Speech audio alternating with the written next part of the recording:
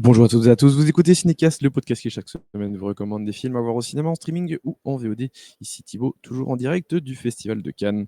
Aujourd'hui, je vais vous parler d'un film qui était présenté hors compétition, à savoir Horizon, une saga américaine, le nouveau film de Kevin Costner, j'allais dire projet tentaculaire, parce que Kevin Costner, en gros, c'est un projet qu'il a depuis longtemps, qu'il a financé lui-même à hauteur de plusieurs dizaines de millions, évidemment, si pas plus.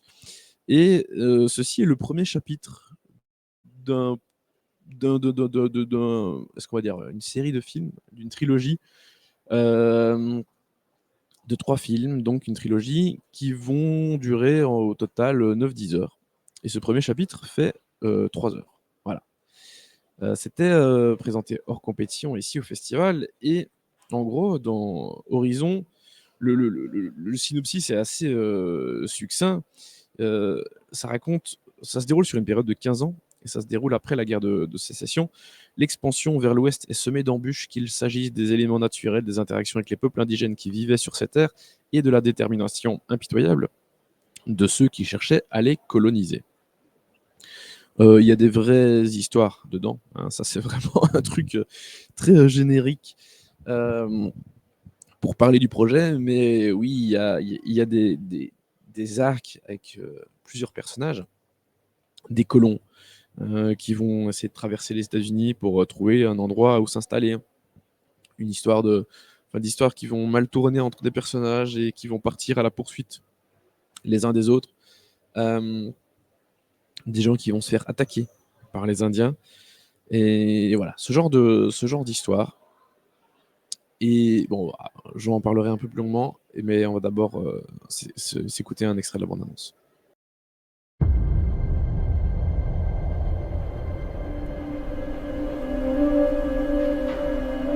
You and I are standing guard on one of the last great open spaces.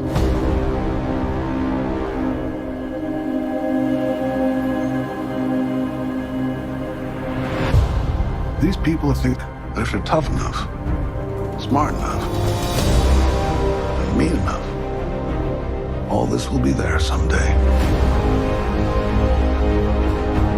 There's no army of this earth that's going to stop those wagons coming, little as they're wanted.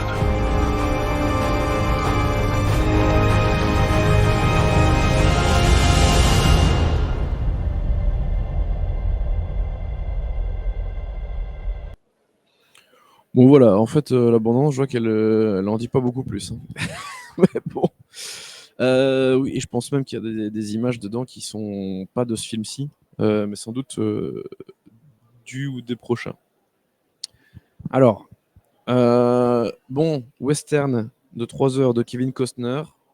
Sur le papier, c'était un grand oui pour moi. J'avais évidemment très très hâte de voir ça, parce que Monsieur Danser avec les loups, Monsieur Open Range, voilà, Kevin Costner, les westerns, il s'y connaît. Il a fait déjà de très bonnes choses. Donc son retour au cinéma, parce qu'il est quand même pas, on le voit pas si souvent que ça, avec, enfin je dis au cinéma, mais je pense que les films sortiront directement sur HBO Max, hein. Mais bon, ça fait longtemps qu'on l'a pas vu, donc voilà, western avec Kevin Costner présenté hors compète à Cannes, moi c'est oui. Et puis ça a été compliqué quand même cette vision, hein, parce que alors au niveau du temps, j'ai pas trouvé le temps long, ça se laisse regarder, mais c'est pas bien. C'est vraiment pas très bien. Les histoires sont un peu. Certaines sont pas super intéressantes. C'est très, très, très téléfilm. Et c'est pas très beau visuellement. Ce qui est assez problématique quand tu filmes un western avec ces grands territoires, ces grands espaces verts, ces canyons, ces parties de désert qui vont arriver aussi. Enfin voilà, il y a pas mal de, de beaux décors dans l'absolu, mais c'est pas beau. La lumière est vraiment pas belle. Et ça, pour moi, c'est un des gros, gros points noirs du film.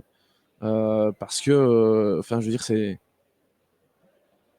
un western, ça doit avoir quand même une certaine allure. Enfin, alors tous les films doivent avoir une certaine allure, mais tu peux avoir des photos un peu plus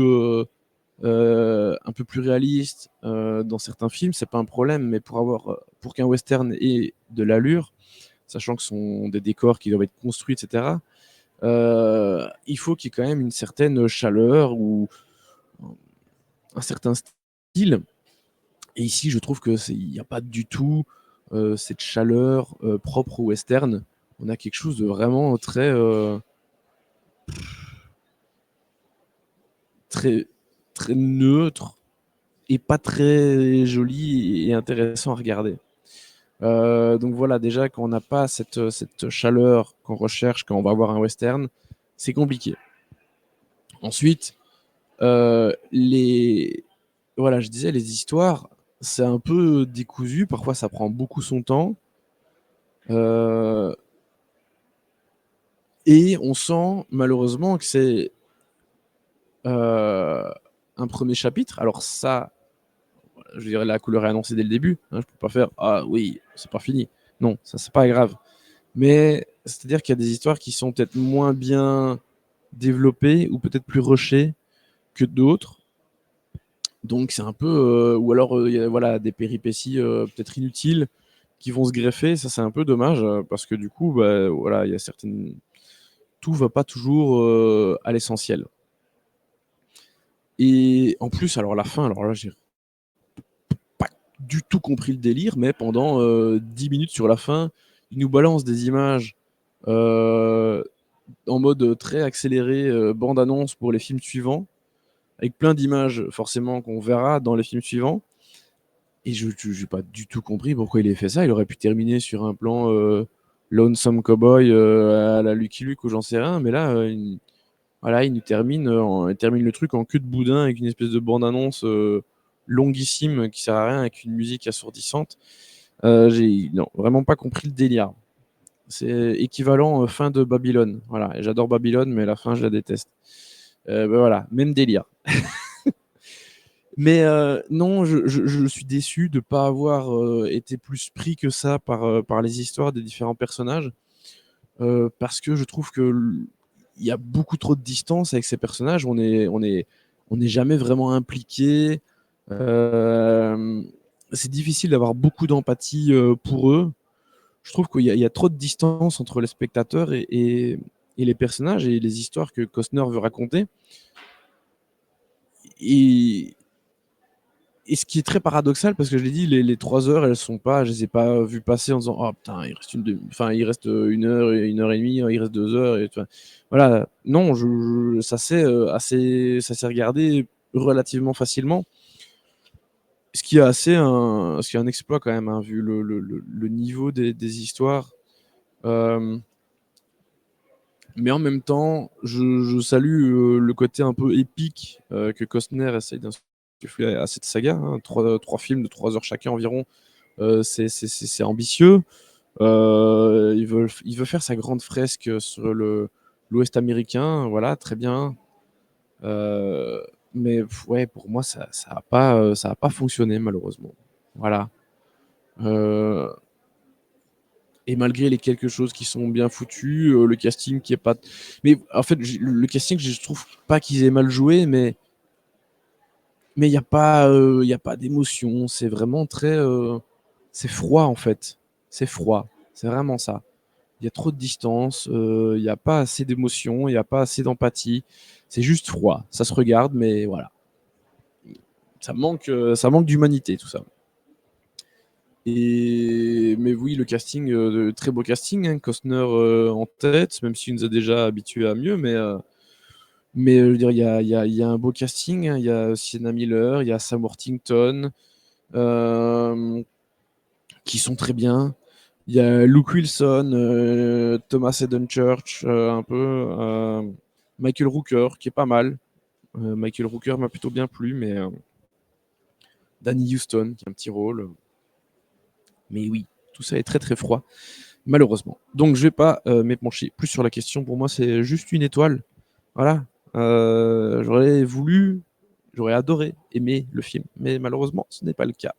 Voilà, donc une étoile pour ce Horizon une saga américaine, chapitre 1 de Kevin Costner, qui débarque fin juin, je pense, sur je pense HBO Max, si je dis pas de bêtises.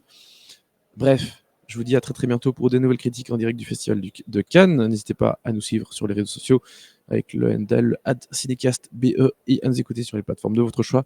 Encore une fois, merci beaucoup pour vos nombreuses écoutes et commentaires, ça fait très plaisir. Je vous dis à très bientôt, ciao ciao.